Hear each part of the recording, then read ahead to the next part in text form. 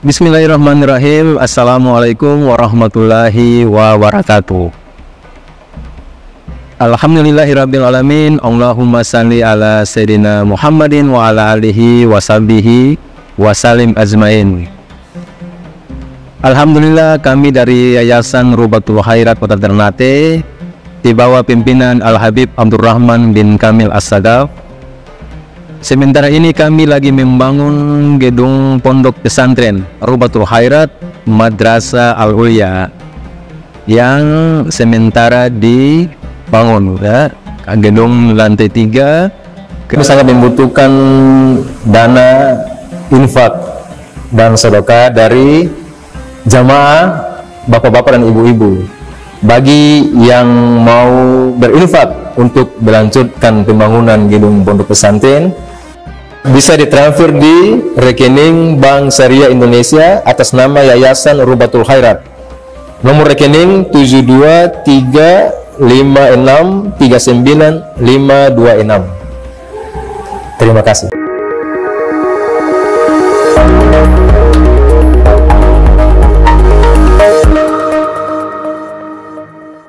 Syariat diambil dari Al-Quran, dari As-Sunnah, dari ijma' dan qiyas. Nah, inilah 4 rujukan hukum Islam yang disepakati. Al-Quran lugatan mushtaqun min lafzi qara'a yagra'u qur'ana. Al-Quran diambil dari kata membaca. Dari kata membaca masdarnya qara'a yagra'u qur'anan. Wa qala ba'dul ulama ismul alam, nama, jadi bukan dari mushtaq. Adapun wastilahan, secara istilah, kalamullah al-munazzalu ala qalbi sayyidina Muhammadin sallallahu alaihi wa alihi wasallam biwasitati Jibril at-ta'abbud bitilawati al-manqul bitawatur al-mabdu di surat Al-Fatihah, al-makhtum di surah An-Nas. Al-Quran artinya firman Allah yang Allah turunkan ke dalam hati Nabi Muhammad sallallahu alaihi wa alihi wasallam dengan perantara malaikat Jibril, salah satunya, yang bernilai ibadah ketika membaca dinukilkan secara mutawatir, diawali dengan surat Al-Fatihah dan ditutup dengan surat An-Nas. Itu namanya Al-Quran. Referensi kedua, As-Sunnah. Para fuqaha lebih senang mengistilahkan dengan As-Sunnah. Ulama hadis sering menyebut dengan Al-Hadith. As-Sunnah lugatan at-tariqah, artinya jalan. Wastilahan ma udhifa ilan nabi sallallahu alaihi wa alihi wasallam min qawli au fi'lin au takhririn au sifah. Segala sesuatu yang disandarkan secara istilah kepada Nabi Muhammad sallallahu alaihi wasallam, baik ucapan beliau, perbuatan, ketetapan dan sifat. Ada salah satu tokoh ulama ahli hadis di India, sekarang mukim di Malaysia, murid daripada Al-Imam Abu Hasan An-Nadmi, bernama Dr. Said Abdul Majid Al-Gawri. Dalam kitab beliau Al-Mustalahat Al-Hadithiyah, beliau mengatakan istilah sunnah atau hadis dengan istilah baru. Beliau sebut dengan at-tasawufat an-nabawiyah, tindakan kenabian. Ya, jadi hadis itu artinya apa? Tindakan, perbuatan Nabi Muhammad sallallahu alaihi wasallam. Diistilahkan dengan at-tasarrufat an-nabawiyah. Referensi ketiga, al-ijma'. Ijma' artinya kesepakatan. Kesepakatan secara bahasa atau al-ijma' itu artinya al-azmu wal ittifaq, bertekad dan bersepakat. Wastilahan ittifaqu mustahidi hadhil ummah ba'dan nabi sallallahu alaihi wa alihi wasallam ala hukmin syar'iyyin. Yang namanya ijma' adalah kesepakatan para mujtahid, bukan kesepakatan umat Islam, para mujtahid. Bahkan bukan juga kesepakatan ulama.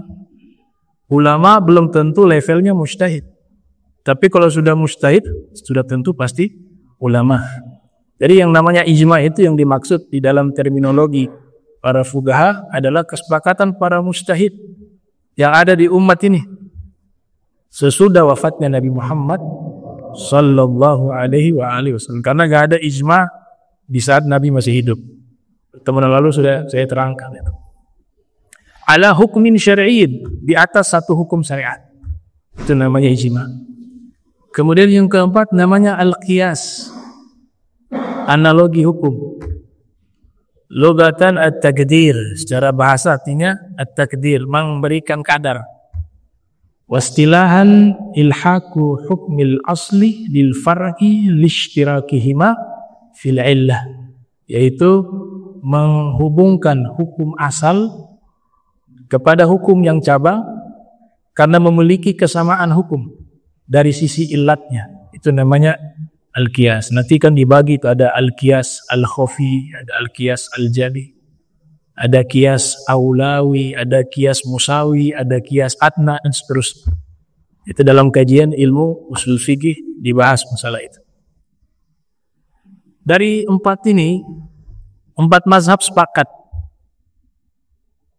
Mazhab Hanafi, mazhab Maliki, mazhab Syafi'i, mazhab Hambali sepakat bahwa empat inilah sumber hukum Islam. Tidak ada khilaf tentang masalah tersebut. Dari sini berarti tuntunan kita wajib mengikuti ijma'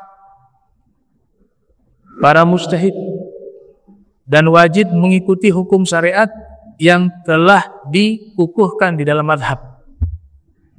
Karena Allah Ta'ala berfirman di dalam surat An-Nisa ayat 115, "Wa may yasyakikir rasul min ba'di ma tabayyana lahul huda wa yattabi' ghayra sabilil mu'minin nuwallihi ma tawalla wa nuslihi jahannama wa sa'at masira." Wa may yattabi' ghayra sabilil mu'minin, Allah Ta'ala berfirman, siapa yang mengikuti bukan jalan orang beriman, nuwallihi ma tawalla, kami biarkan dia dalam kesesatan. Nuslihi jahannama, dan kami akan sampaikan dia ke neraka jahannam. Saat masira, Allah tutup, dan itu seburuk-buruknya tempat kembali. Ada kitab fikih dasar judulnya Ad-Durus Al-Fiqhiyah di juz keempat karangan Sayyid Abdurrahman bin Saqaf As-Saqaf. Beliau menyebutkan makna bukan jalan orang beriman adalah jalan para ulama, jalan para mujtahid, para imam-imam, dari para fuqaha. Kalau kita keluar dari empat jalur mazhab ini, otomatis akan menyimpang. Kalau menyimpang, pasti akan tersesat. Kalau tersesat, maka seluruh ibadahnya akan hancur. Dan kalau ibadahnya rusak, maka bisa berakhir kepada neraka. Karena dia tidak mau mengambil jalur yang sudah disepakati. Ijma' ulama ada jaminan dari Nabi Muhammad SAW. Inna ummati la tajtami'u ala dolalah abadah. Sesungguhnya umatku, maksudnya di situ ulama, para mujtahid dari umatku, mereka tidak akan bersepakat di atas kesesatan selama-lamanya. Jadi ada garansi langsung dari Nabi Muhammad sallallahu alaihi wasallam bahwa kesepakatan mereka tidak akan menyimpang. Terjaga kebenarannya. Al-Habib Al-Haddad bahkan menganjurkan kita mengikuti mereka karena ada perintah dari Allah. Jadi mengikuti para imam-imam, para ulama-ulama besar, itu bukan berdasarkan perintah para ulama itu sendiri, tidak. Tapi justru Allah Ta'ala yang perintahkan. Ulaika alladzina hadallahu fabihudahum iqtadih. Mereka itulah orang-orang yang sudah diberikan petunjuk. Maka dengan petunjuk mereka, kata Allah, ikuti. Ikuti jalan mereka. Jalan mereka itulah terjemahan Al-Quran dan As-Sunnah. Karena mereka yang lebih faham apa maksud di dalam Al-Quran dan apa maksud di dalam hadis Nabi Muhammad sallallahu alaihi wasallam. Sehingga beliau mengatakan walzam kitaballah watba' sunnatan waqtad hadakallah bil aslaf. Lazimilah Al-Quran dan As-Sunnah. Ikutilah sunnah Nabi Muhammad dan ikutilah para salaf, niscaya kamu diberi petunjuk, kata beliau. Nah, dari 4 referensi ini maka muncul ilmu, namanya ilmu usul fikih. Kata Imam Juwaini, gurunya Imam Ghazali yang lahir 419 Hijriah, wafat 478 Hijriah, beliau mengatakan usuluddin, istilah namanya usuluddin, pokok-pokok agama Islam. Ilmunya 3 kata beliau. Yang pertama ilmu tauhid, yang kedua usul fikih, yang ketiga ilmu al-lughah al-arabiyah, ilmu bahasa Arab, kata Imam Al-Juwaini. Dari kitab yang populer membahas tentang masalah usul fiqh adalah kitab Imam Syafi'i. Bahkan dianggap sebagai kitab pertama di bidang usul fiqh yang ditulis oleh Imam Muhammad Ibn Idris Asy-Syafi'i yang lahir tahun 150 Hijriah, wafat 204 Hijriah, dengan judul Ar-Risalah. Al-Imam Asy-Syinkiti dalam kitab Maraqiyus Su'ud mengatakan bahwa beliau adalah orang pertama yang menyusun dan membukukan ilmu usul fikih. Awwalu man allafahu fil kutubi Muhammad Ibnu Syafi'i Al-Mutallibi. Orang pertama yang membukukan ilmu usul fikih di dalam kitab, dia adalah Muhammad Ibnu Syafi'i Al-Mutallibi, yaitu Imam Syafi'i. Kitab ini berkembang, dikembangkan oleh para ulama, dikaji lagi, dijelaskan lagi, disempurnakan lagi, sehingga muncul 4 kitab induk usul fikih. Yang 2 ditulis oleh ulama ahli sunnah wal jamaah, yang 2-nya ditulis oleh ulama Mu'tazilah. Yang pertama, kitab usul fikih yang menjadi kitab induk di dalam bidang usul fikih adalah kitab Al-Burhan, karya Al-Imam Juwaini. Beliau punya kitab usul fikih lainnya namanya Al-Waraqat. Setelah itu kitab Al-Mustashfa, murid beliau, yaitu Hujjatul Islam Al-Imam Al-Ghazali yang lahir 450 Hijriah, wafat 505 Hijriah. Beliau menulis kitab usul fiqh berjudul Al-Mustashfa, dan beliau orang pertama yang menggabungkan, memadukan antara ilmu mantek dengan ilmu usul fikih. Orang pertama Al-Imam Al-Ghazali. Imam Ghazali pencinta ilmu mantek, bahkan memiliki karya yang membahas tentang ilmu mantek berjudul Mi'yarul Ilmi fil Mantek. Dan beliau berfatwa, man lam yadrus al-mantek la yufaqu bi ilmihi. Orang yang tidak pernah belajar ilmu mantek, maka ilmunya tidak bisa dipercaya, kata beliau. Ya. Alhamdulillah pernah belajar, walaupun tidak sampai 1 tahun, 8 bulan lah. Kita belajar ilmu mantek, termasuk dari kitabnya Al-Imam Al-Ghazali. Imam Nawawi mengharamkan ilmu mantek, tapi jangan salah paham, beliau haramkan ilmu mantek versi filsafat Yunani. Ini ilmu asalnya bukan dari Islam. Asalnya dari mana? Dari para filosof. Makanya pencetus awal ilmu mantik artinya ilmu logika adalah Aristoteles. Tapi ketika sudah masuk ke dalam Islam, ya ulama bertugas mensterilkan mana yang dilarang, mana yang boleh diterima. Dan ilmu ada 2 sisi itu. Ada sisi baiknya, ada sisi buruknya. Nah, Imam Ghazali mengambil sisi baiknya dan memasukkan di dalam ilmu usul fikih. Dan memadukan ilmu usul fikih dipadukan dengan ilmu mantek itu bukan sesuatu hal yang baru. Para ulama dulu sering memadukan ilmu. Ya, semisal Ibnu Zarruq, ya, Al-Imam Zarruq Al-Fasi. Beliau menjelaskan ilmu tasawuf menggunakan kaidah fiqhiyah, kaidah fikih. Jadi membahas tasawuf tapi metodologinya adalah al-qawaid al-fiqhiyah. Kitab yang beliau tulis berjudul Qawaid at-Tasawuf. Ada juga membahas ilmu bahasa Arab, ilmu nahwu, tapi dibahas dengan pendekatan ilmu tasawuf. Seperti Ibnu Ajibah. Beliau menulis kitab berjudul Al-Futuhatu Al-Qudusiyah fi Syarhi Muqaddimah Jurumiyah. Kita tahu tuh kitab Jurumiyah, kitab apa? Kitab nahwu. Tapi yang beliau bahas bukan nahunya di situ. Beliau bahas dari perspektif ilmu tasawuf. Ada juga ilmu Imam Al-Qushairi, membahas ilmu nahu menjadi tasawuf. Jadi nahu ditasawufkan, berjudul Nahwul Qulub. Bahkan juga ada kitab fikih dilubahkan. Kajiannya, kitabnya ilmu fikih, tapi pembahasannya pembahasan bahasa Arab. Ya, kitab karya Said Muhammad bin Ahmad Al-Ahdal berjudul Ifadatul Sadatil Umat Bitakril Ma'ani Nazmi Zubat, yaitu syarah Zubat, tapi dibahas secara pendekatan ilmu bahasa Arab. Dan luar biasa itu beliau dari hafalan.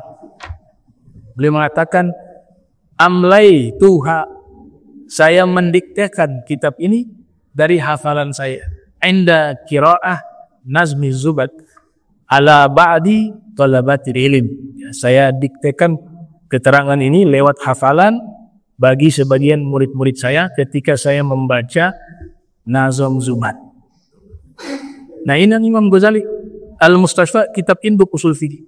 Yang ketiga ditulis oleh ulama Mu'tazilah bernama Al-Qadi Abdul Jabbar Al-Mu'tazili yang lahir tahun 359 Hijriah, wafat 415 Hijriah, berjudul Kitabul Umat. Dan yang keempat ditulis oleh Al-Imam Abul Husain Al-Mu'tazili Al-Basri, berjudul Kitab Al-Mu'tamad.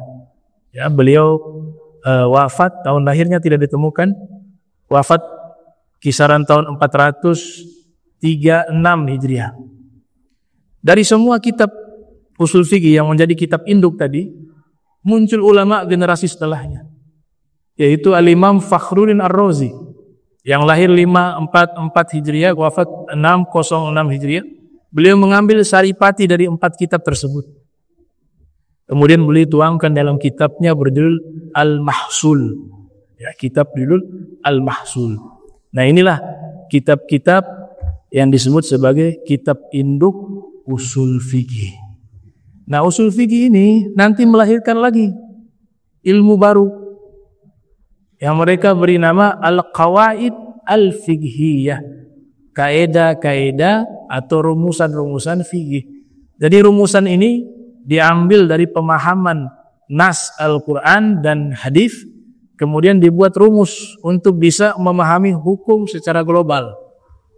Ya, hukum secara global. Makanya Nabi bukan hanya mewariskan kepada umat kumpulan dalil, ya, majmu'atu al-adillah, tidak.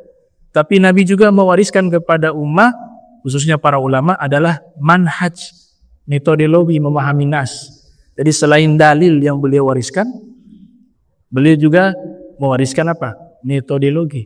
Selain ilmu yang diwariskan, cara memahami ilmu itu juga diwariskan oleh Nabi Muhammad sallallahu alaihi wasallam. Makanya ulama-ulama yang mereka memiliki sanad, sebenarnya kalau ditelusuri mereka punya 3 sanad.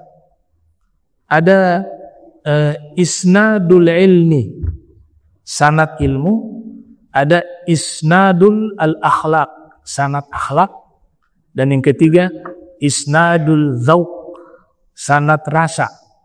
Ya, beragama itu ada rasa. Itu. Justru itu ruhnya ibadah. Semua orang baca Al-Quran, bisa membaca Al-Quran, tapi keadaan hati ketika membaca Al-Quran tiap-tiap orang berbeda.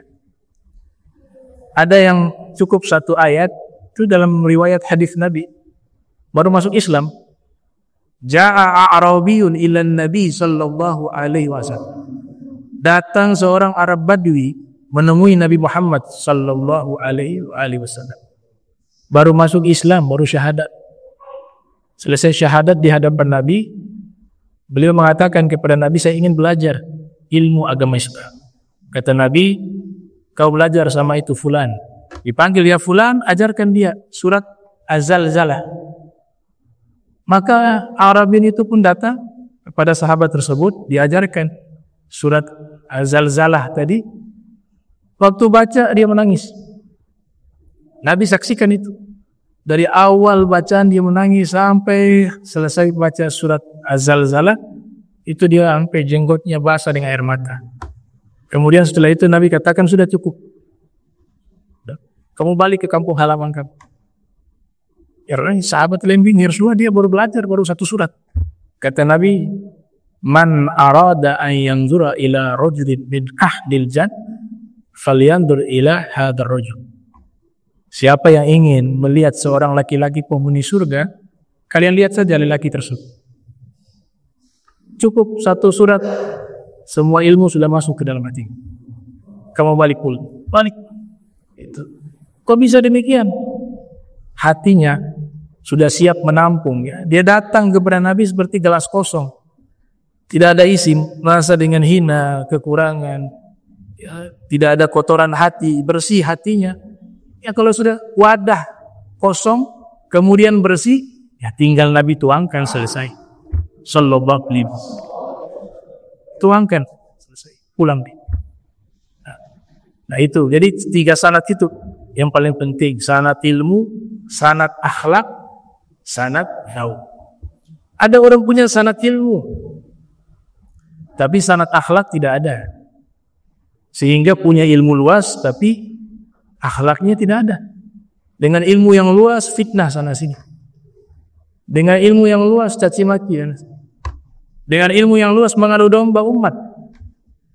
Dengan ilmu yang luas, dia menampilkan kesombongan dan lain sebagainya. Berarti hanya ada sanad ilmu, tapi sanad akhlak tidak ada. Ada juga yang punya sanad ilmu dan akhlak, tapi sanad dzauq tidak ada. Terasa hambar apa yang disampaikan, bahkan bagi diri sendiri juga tidak ada rasa di dalam beragama. Salat berupa gerakan, bacaan Al-Quran seperti membaca buku biasa.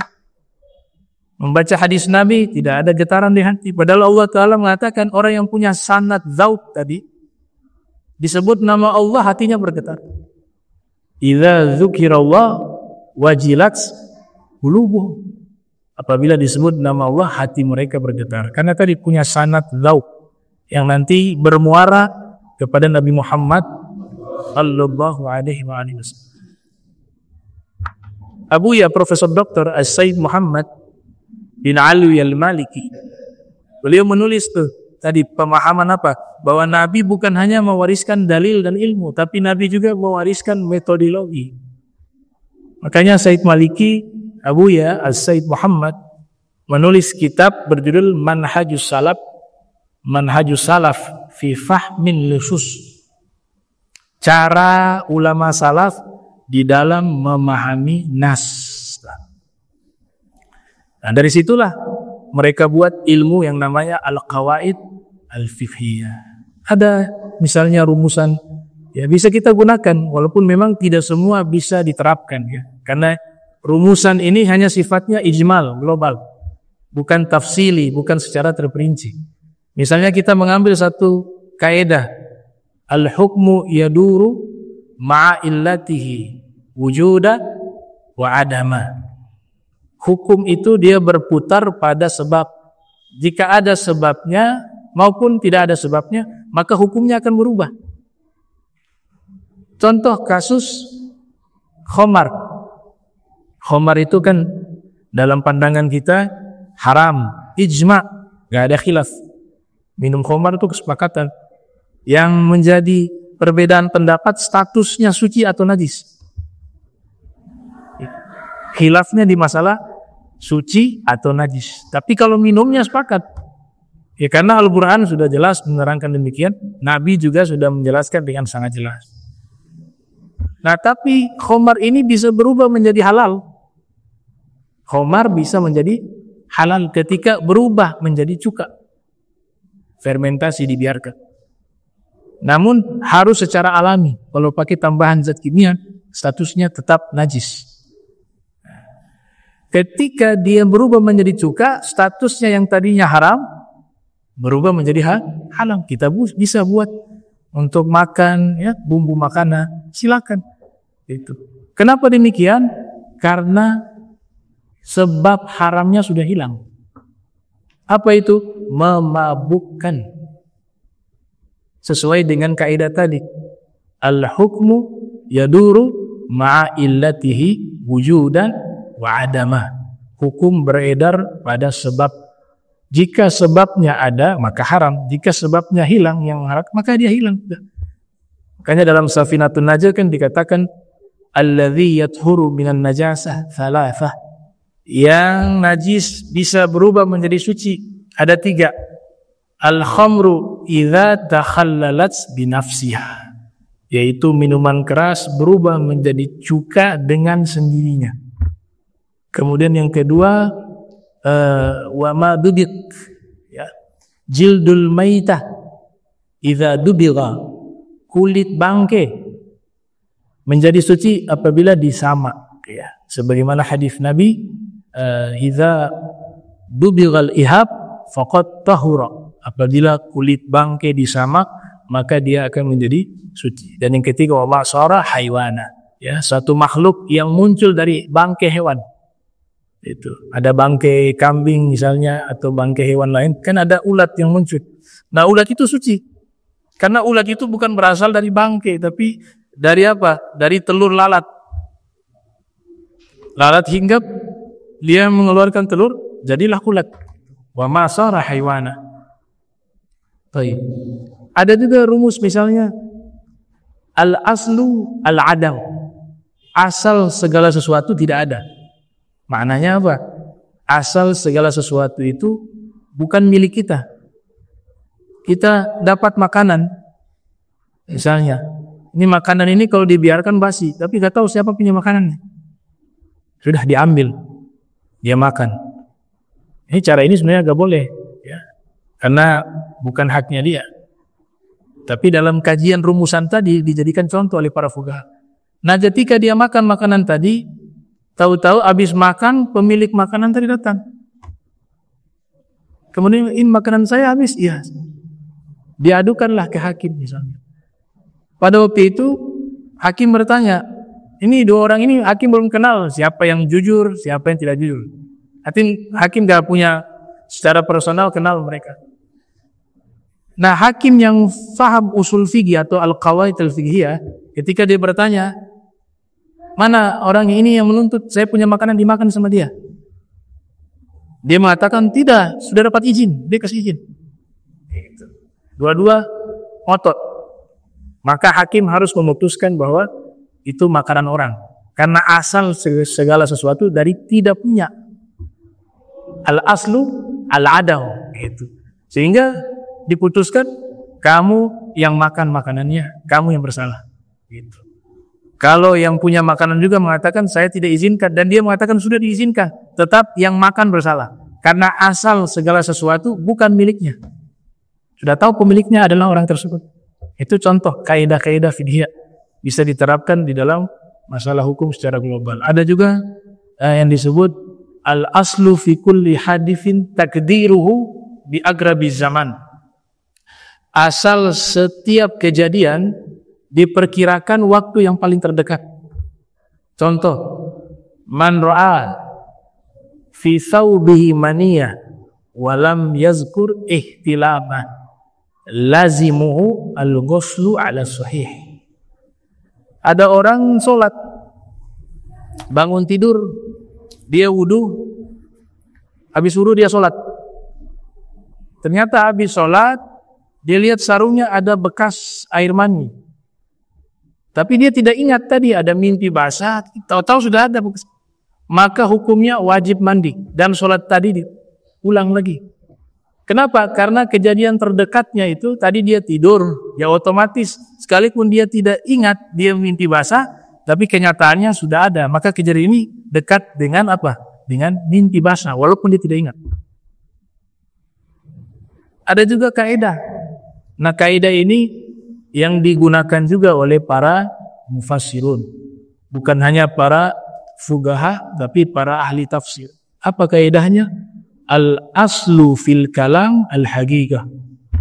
Asal dari kalam, dari ucapan adalah makna secara hakikat, secara lafaz. Imam Syafi'i misalnya memahami surat Al-Maidah, aula mastumun nisa, orang yang batal wudu adalah kalian menyentuh wanita-wanita yang bukan mahram. Imam Syafi'i memahami apa? Makna ini secara lafaz. Artinya kalau sentuh ya batal. Perempuan yang bukan mahram, ya, termasuk istri. Dalam mazhab Syafi'i menyentuh istri kulit dengan kulit ya batal, kecuali kuku, gigi, rambut. Ada yang tambahkan muklah, biji mata. Nah, Imam Syafi'i memanai ayat tadi secara apa? Secara hakiki. Tapi beda dengan sang guru. Imam Malik memahami secara majas, bukan secara makna hakiki. Bukan hanya sentuh.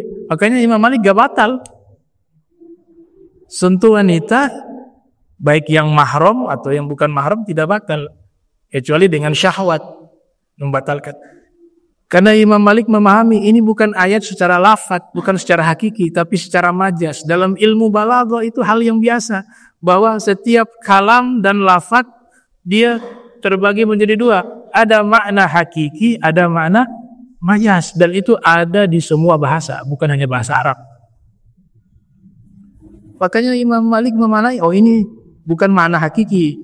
Menyentuh istri, artinya ini bahasa kiasan berhubungan suami istri.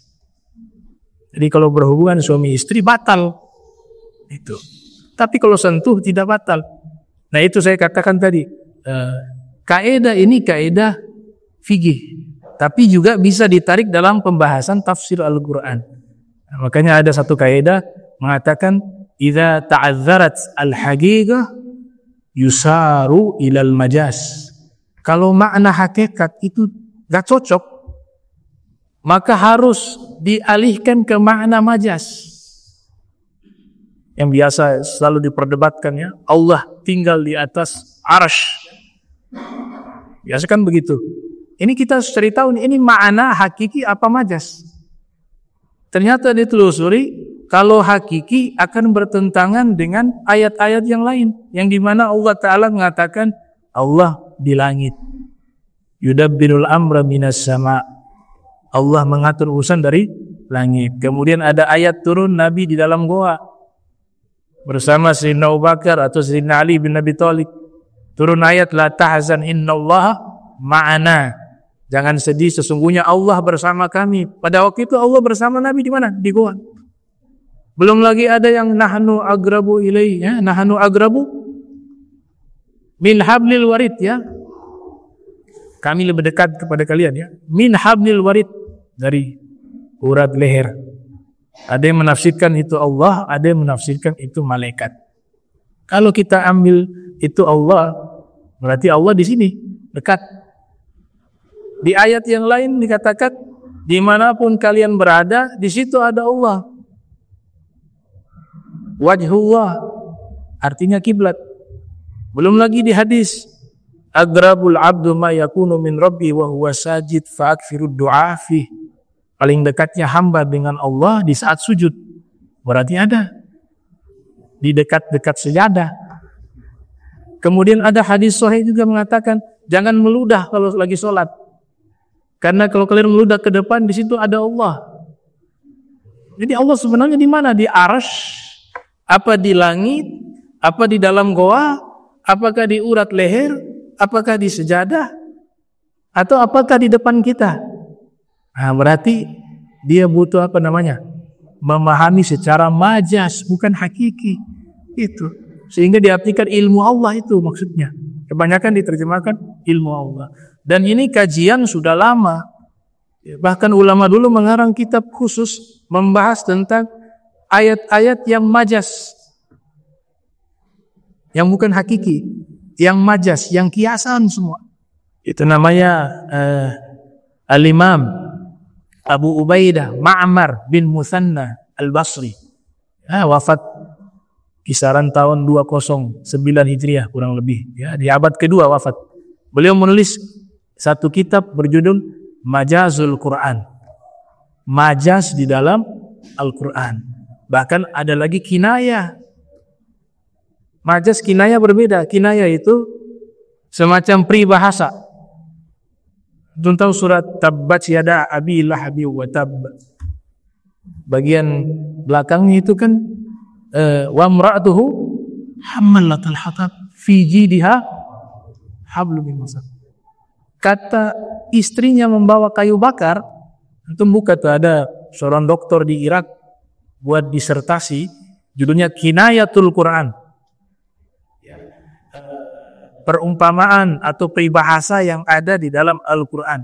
Salah satunya itu hammalatul itu, wamratu hammalatal hatab, istrinya Abu Lahab yang sering membawa kayu bakar, itu artinya apa? Tukang adu domba. Padahal di situ maknanya membawa kayu bakar. Ditafsirkan ada tukang adu domba. Kayak orang kita di sini, kayak orang tukang kompor. Ya, itu kan kinayah. Padahal dia bukan profesinya tukang kompor. Karena sering dia sibuk ke sana bawa berita, niatnya mau kesibuk lah ini ke sana begitu. Nah, dalam kinayah bahasa Arab, orang yang membawa kayu bakar. Dalam kinayah bahasa Indonesia, tukang kompor. Dan itu berlaku di semua bahasa. Makanya jangan ngotot, ini maknanya ini. Allah yang berfirman seperti ini. Ya sahih, Allah berfirman itu. Tapi pemahamannya harus dua. Ini hakiki atau majaz. Itu kajian yang sudah dipahami ribuan tahun oleh para ulama. Baik di bidang al-qawaid fiqhiyah, juga di dalam bidang ilmu balaghah. Bahkan di dalam tafsir Al-Quranul Karim. Nah, itu sedikit pengantar tentang rumusan-rumusan al-qawaid al-fiqhiyah. Kemudian kita masuk ke pembahasan rukun ketiga. Al-qiyam 'alal ghadir fil fardi. Berdiri bagi yang mampu di solat yang wajib. Jadi hukum solat wajib yang 5 waktu, hukumnya wajib berdiri. Kalau memang sehat, ya kan? Beda dengan sholat sunnah. Lagi sehat mau duduk boleh. Lagi malas berdiri duduklah. Sholat sunnah. Tapi konsekuensinya pahalanya berkurang. Karena Nabi Muhammad sallallahu alaihi wasallam bersabda, al-ghaib afdal minal qa'id. Sholat yang berdiri lebih afdal daripada sholat orang yang duduk, kata Nabi kita. Jadi fi riwayah ukhra, di riwayat yang lain dikatakan nisfus salat. Artinya berkurang separuh dari pahala salatnya. Posisi duduk kalau sehat ya, kalau sakit ya beda, ma'zur. Dimaaf al-masyaqqah tadlibu taysir. Kemudian para ulama mengatakan di sini termasuk dalam kitab fala yajib al-qiyamu fi nafilah. Tidak wajib berdiri di dalam sholat sunnah. Sholat sunnah tidak wajib berdiri. Mau duduk boleh, berdiri boleh. Tapi sholat wajib harus berdiri. Kecuali uzur. Bal yajuz al-qu'ud. Bahkan boleh dia dengan sengaja duduk. Lagi malas duduk. Walahu nisful ajr. Itu dia dapat separuh pahala tadi saya katakan. Pahalanya berkurang separuh dengan pahala posisi berdiri. Wa kadzalika al-ittija', begitu juga boleh dia berbaring. Saking malas duduk juga malas salat sunnah, sambil berbaring dan niat salat. Bahkan ada salat sambil jalan tuh. Dalam kajian fikih. Dia mungkin lagi camping naik ke gunung, pengen salat deh. Ya, sambil jalan. Takbir dulu deh, niat. Allahu Akbar. Habis itu jalan. Kita ada salat begitu. Ya, sambil jalan. Bahkan dalam peperangan kita lagi sholat, nanti dianalogikan bukan hanya peperangan ya. Misalnya dalam masjid lagi sholat, tahu-tahu gempa bumi besar kan? Ya, kita juga gak larang yang mau lari silakan, kan? Lari silakan. Ya, ada juga yang pura-pura berani juga silakan. Tetap sholat. Yang lari silakan. Gak perlu batalkan sholat. Jangan niat membatalkan sholat. Tetap niat dalam sholat. Lari, nanti cari tempat yang aman, lanjut. Gitu. Yang hebat terus di sini mesti sholat. Baca dalam pikirannya, oh mati syahid. Ya. Ada mungkin yang terlalu tua sudah. Saya lari juga, sudah akan dekat juga meninggal. Sekaligus sudah. Meninggal dalam masjid, kapan lagi? Ya, namanya pikiran-pikiran begitu secara spontanitas. Dan itu dibenarkan dalam syariat. Artinya yang tetap bertahan juga dengan tujuan meyakini bahwa Allah Ta'ala sudah mengatur ajalnya, atau dia ingin meninggal dalam keadaan terhormat lagi ibadah, ya silakan. Yang lari juga dibenarkan. Gitu. Nanti cari tempat yang aman, dia lanjut sholat tersebut. Itu dibahas di dalam kajian ilmu fikih, namanya sholatul khauf, sholat takut. Walau ajr, kalau berbaring dapat pahala 1/4. Wala yajuz al-istilqa fin nafilah, yang tidak boleh sholat berbaring terlentang. Nah, itu tidak boleh. Kalau ya kita berbaring boleh, terlentang ya. Terlentang tidak boleh. Duduk boleh, berbaring boleh. Fin nafilah liqadir al-qiyam, bagi orang yang mampu berdiri. Awil qu'ud, ataupun duduk, awil ittija'i, ataupun berbaring. Kama qala sahibu Saffati Zubat, sebagaimana berkata pengarang kitab Saffat Zubat, Al-Imam Ibn Ruslan, thumma al-qu'ud jaiz fi nafli li ghairi uzrin wa huwa nisful fadli. Kemudian duduk itu dibolehkan di dalam sholat sunnah selain uzur, artinya tanpa uzur, dan dia mendapatkan separuh daripada pahala atau keutamaan. Mas'alatun, satu permasalahan. Mata yajuz al-qu'ud fi sholatil fardhi, kapan dibolehkan duduk di saat sholat wajib? Jadi sholat wajib hukum dasarnya harus berdiri. Tapi boleh tidak kita duduk? Di sini dikatakan la yajuz lahul qu'ud fil fardhi illa idza ajaza 'anil qiyam. Tidak boleh dia duduk di sholat wajib kecuali memang tidak mampu berdiri. Jadi tidak mampu berdirinya dijelaskan di sini. Dhabitul ajiz, ya, definisi tidak mampu di sini, antal haqqahu masyaqqatun syadidah. Ini yang pertama. Dia berdiri kesulitan, mungkin sakit kaki ya, sehingga memberatkan dia untuk berdiri. Boleh dia duduk. Jangan paksa. Bihaitsu yakhaf minha mahadzurat tayammum. Sekiranya itu sama seperti dia tayamum karena sebab sakit yang membolehkan dia tayamum, maka itu sudah boleh untuk dia duduk ketika sholat. Kaziyadati maradin, atau dia berdiri bisa menambah sakitnya. Dia waktu berdiri tambah sakit, rasa sakit, maka syariat membolehkan dia duduk di sholat wajib. Au but'i syifai, atau dengan berdiri penyakitnya lama sembuh. Au haduthi syai'in fahishin fi udwi zahirin, atau dengan berdiri memunculkan luka yang kelihatan tidak enak dilihat di anggota tubuh yang zahir. Au faqdi manfaati udwin, atau hilangnya manfaat dari tubuhnya. Au kanat masyaqqah la tuhtamalu adatan, atau merasa sangat berat berdiri, tidak kuat untuk dia berdiri, mungkin sudah lemasnya, sudah usia, berdiri pusing, ya, kaki juga sudah tidak kuat, maka jangan dipaksakan, duduk. Ini dikecualikan pahalanya bukan berkurang separuh, tetap sama karena ma'zur. Wa inda Romli, menurut Imam Romli, yajuz lahu an yadlisa idza lahikathu masyaqqatun tudhibul khusyu'. Menurut Imam Romli, sekali lagi nih, Imam Romli dengan Ibn Hajar, kalau masalah khilaf yang dimaksud Imam Romli anak Syamsuddin Ar-Romli, bukan ayah. Ya, jadi Syamsuddin Ar-Romli itu berselisih pendapat, beda pendapat dengan Ibn Hajar Al-Haytami. Karena ayahnya juga disebut dengan Ar-Romli. Jadi Imam Romli anak mengatakan boleh dia duduk apabila mendapatkan kesulitan yang bisa menghilangkan khusyuk. Jadi ketika dia berdiri sholat, ada menahan sesuatu, rasa sakit dan seterusnya, itu mengganggu khusyuk, maka dia duduk lebih afdal. Makanya dilarang juga orang lagi lapar-lapar sholat. Disuruh makan dulu. Ya, ada pengen buang air. Itu hukumnya makruh semuanya. Harus ditunaikan dulu ini semuanya. Karena ini nanti mawani' al-khusyuk, menjadi faktor penghalang khusyuk.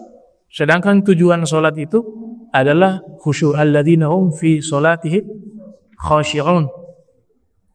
Berbeda dengan Ibn Hajar. Ibn Hajar mengatakan kalau hanya sebab berdiri mengalami kesulitan atau bisa menghilangkan khusyuk, kalau memang tidak sakit harus berdiri, tidak boleh duduk.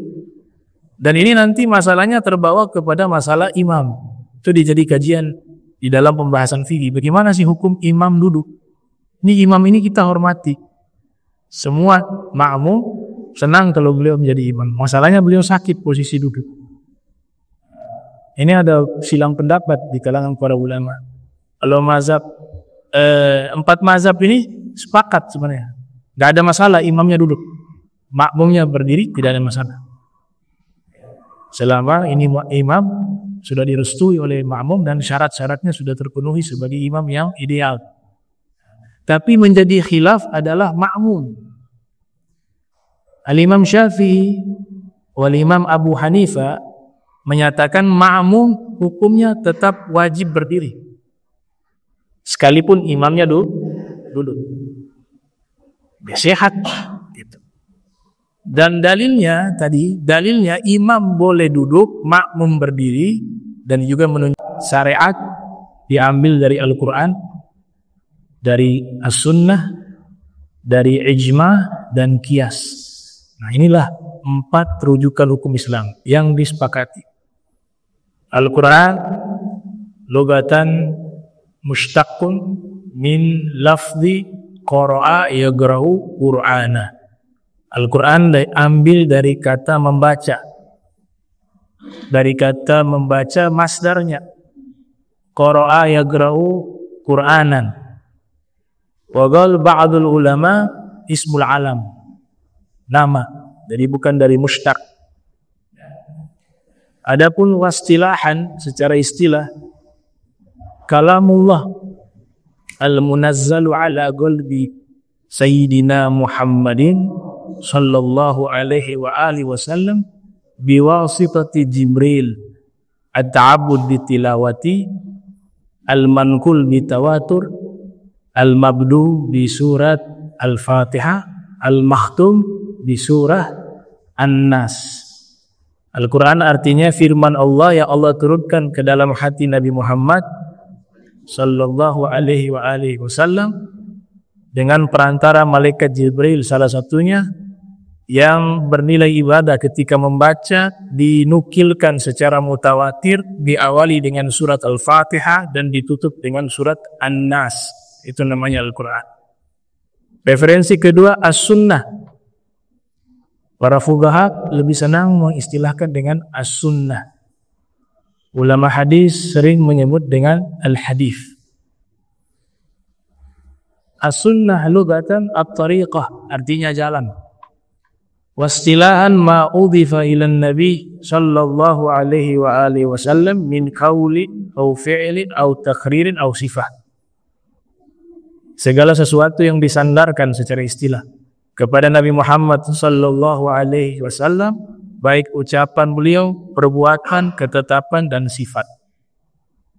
Ada salah satu tokoh ulama ahli hadis di India, sekarang mukim di Malaysia, murid daripada Al-Imam Abu Hasan An-Nadmi, bernama Dr. Said Abdul Majid Al-Gawri. Dalam kitab beliau Al-Mustalahat Al-Hadithiyah, beliau mengatakan istilah sunnah atau hadis dengan istilah baru. Beliau sebut dengan at-tasarrufat an-nabawiyah, tindakan kenabian. Ya, jadi hadis itu artinya apa? Tindakan perbuatan Nabi Muhammad sallallahu alaihi wasallam. Diistilahkan dengan at-tasarrufat an-nabawiyah. Referensi ketiga al-ijma'. Ijma' artinya kesepakatan. Kesepakatan secara bahasa atau al-ijma' itu artinya al-azmu wal ittifaq. bertekad dan bersepakat. Wastilahan ittifaqu mustahidi hadhil ummah ba'dan nabi sallallahu alaihi wa alihi wasallam ala hukmin syar'iyyin. Yang namanya ijma' adalah kesepakatan para mujtahid, bukan kesepakatan umat Islam, para mujtahid. Bahkan bukan juga kesepakatan ulama.